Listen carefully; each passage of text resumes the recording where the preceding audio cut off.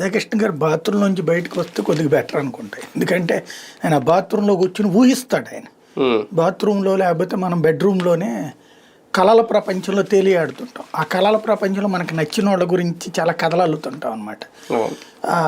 సాధారణంగా మనకి రచయితలు కవులని భావుకులు అంటాం.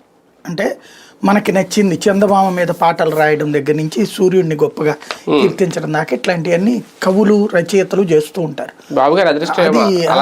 అలాంటి ఒక భావుకుడు అంటే ఈ భావుకుడు కవిత్వం చెప్పడు, కపిత్వం చెప్తాడు అన్నమాట. ఈయన పిచ్చతనం అంతా అంటే బాబుని నిజంగా చెప్తున్నాను, పొరపాటున ఆయన మగాడై పుట్టాడు గాని రాధాకృష్ణ ఆడపిల్ల అయ్యి ఉంటే గనక భువనేశ్వర్ గారి కంటే ఎక్కువగా ప్రేమించేవాడు. ఆయన ఎప్పటికీ మగాడిగా ఉన్న ప్రేమిస్తుంటాడు. ఆ ప్రేమతో తన ప్రియుడిని ఎంతగా అయితే ఆదరిస్తారో అంతగా ఊహాజనితమైనటువంటి రాత్రికాన్ని ఆపాదిస్తాడు బాబు గారికి. అందుకోసం ఏమైనా చెప్తాడు. ఎందుకంటే అవతలుడు ఖండించగలిగిన స్థితిలో లేదు. అమిత్ షా పాపం తెలుగు పేపర్ చదివి ఆంధ్రజ్యోతి రాధాకృష్ణ చదివి ఆయన ఏం ఖండన పంపించాడు కదా. ఇక్కడ పాప బీజేపీ వాళ్ళు ఎందుకు వచ్చిన గొడవ రాధాకృష్ణకి గెలిగితే రేపు పొద్దున మన మీద ఏం రాస్తాడు, రేపు పొద్దున మన అధిష్టానాలు కూడా మనకేమీ సపోర్ట్ ఉండవు, ఎందుకు వచ్చిన వెంటనే వాళ్ళు రాధాకృష్ణ అనుకోరు. కాబట్టి ఆయన ఏమైనా రాసుకోవచ్చు.